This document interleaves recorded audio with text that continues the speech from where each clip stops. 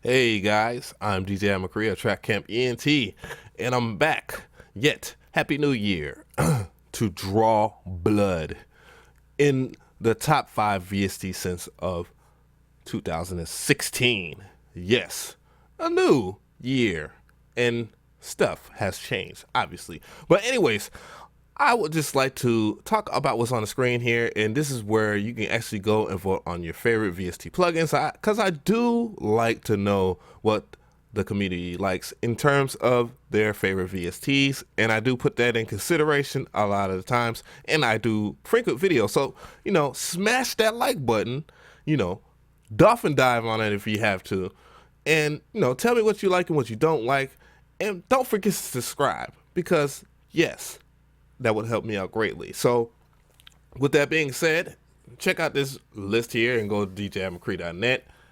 This is a great reflection. I can't talk. Reflection of what was the top 5 last year, because it is going by the highest voted to the lowest voted.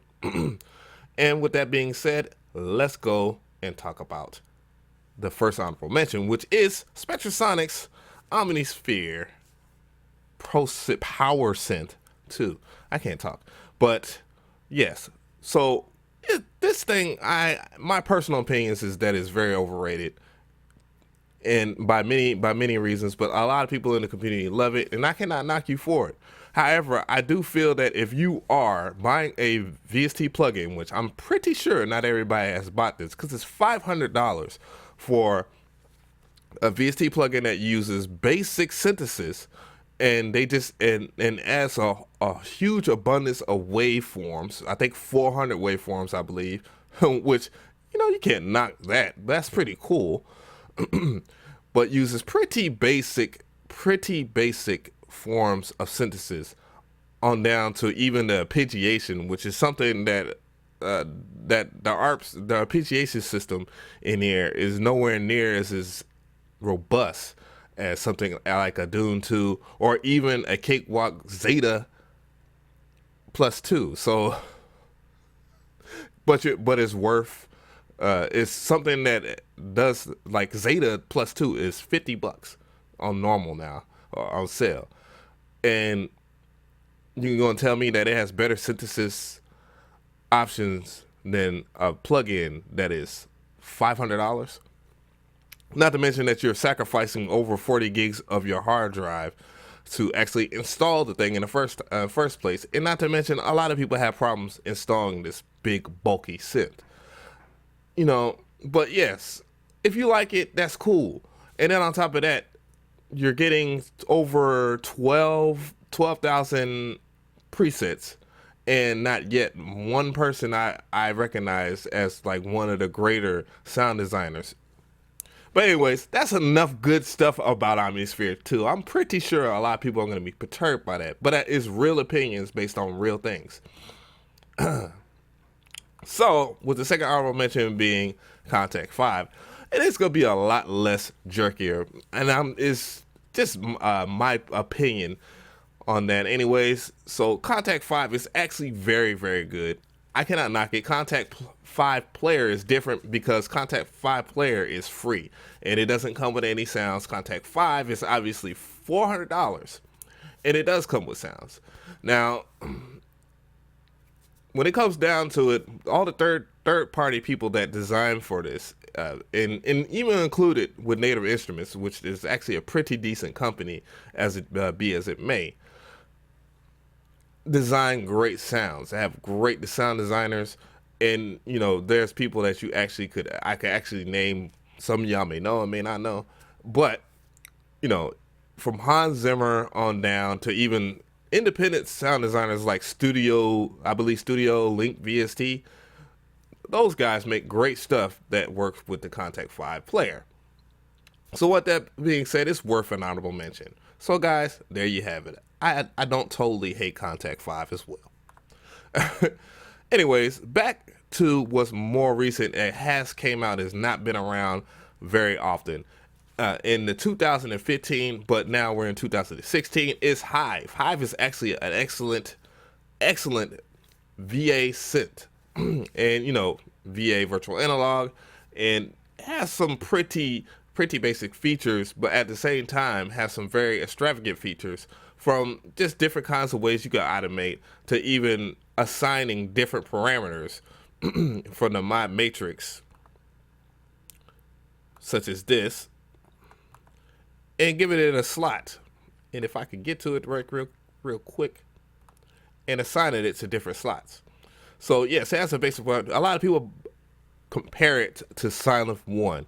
This is on a different level than Silent 1 and vice versa. However, Hive has a huge advantage with having people like Howard Scar and Kevin Schroeder, the sound designer for it, as well as Ian and a couple other guys that I can't remember their names.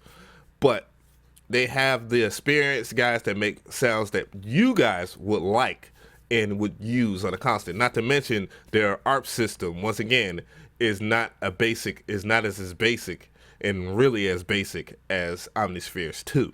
Yes, I'm still attacking Omnisphere 2.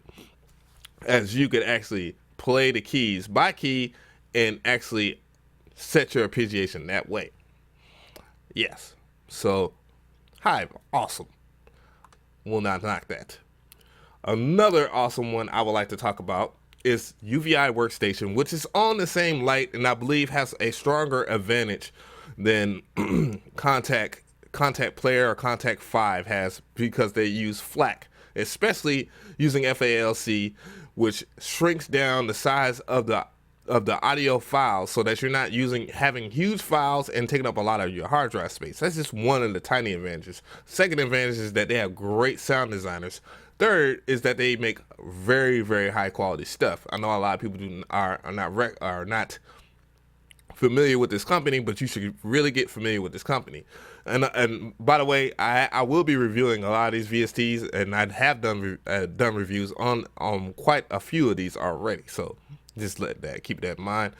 So, but yeah, UVI Workstation has tons and tons of sounds, in which I don't have them all, but I don't really need them all, because just their base sounds that I have bought from this company, which actually sells it at much better prices at a higher competitive price, while giving high quality stuff that's cheaper than a lot of the stuff that comes with Kontakt 5, which usually is priced well above $100 or more, which is well out of a lot of young and budding music producers' price range, or even people like me that have been doing music for quite a while.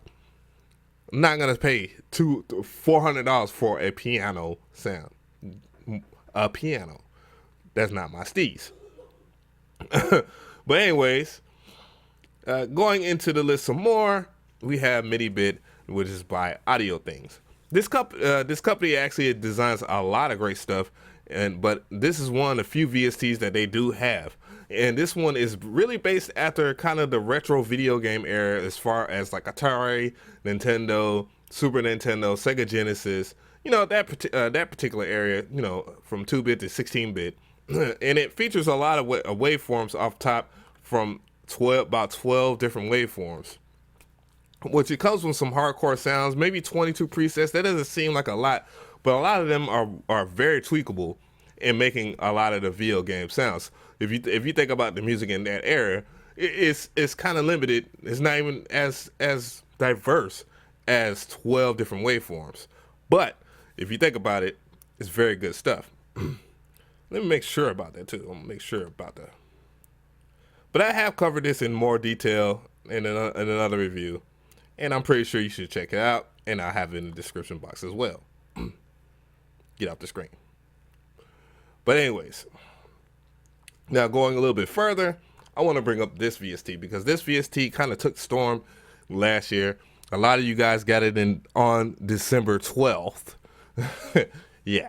But anyways, Obscurium, which is a very fantastic VST. I've actually already have covered this. If you actually look at the interface, this is like none other VST that you actually have used and looked at for the most part. And it's for that. It's like that for a reason, because it is meant for people that are kind of like not really that musical, but need ways to get very motivated to do music, or even if you have like writer's block, you can just throw a couple of smudges on the screen, and then you have yet something that you can actually work with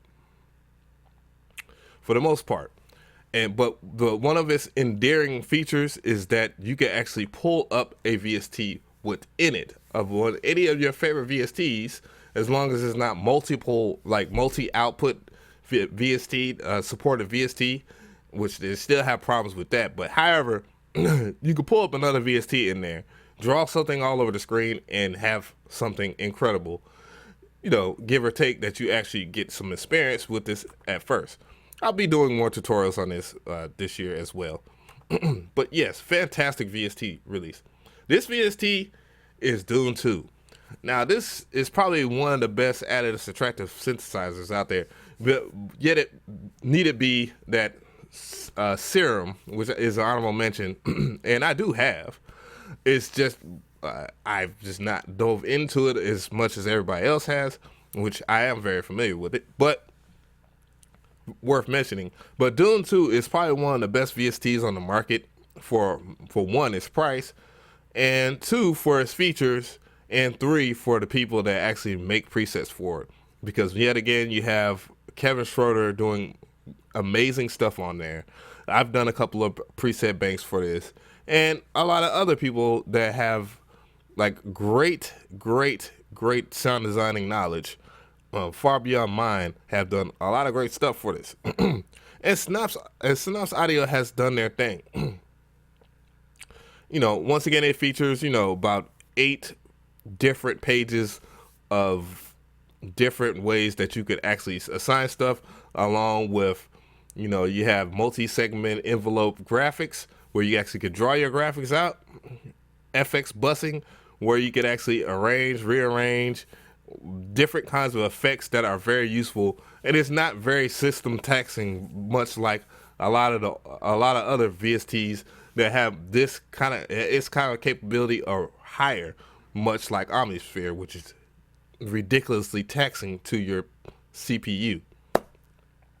So that's basically about it. If you like this video, give it a like. If you have any comments, leave a comment. Tell me what your favorite VST is, because I would definitely like to hear it and what your reasons are. And, don't forget to subscribe. That would help me out largely. So I'm DJ McCree, and check out my other videos on my playlist. And y'all have a great day.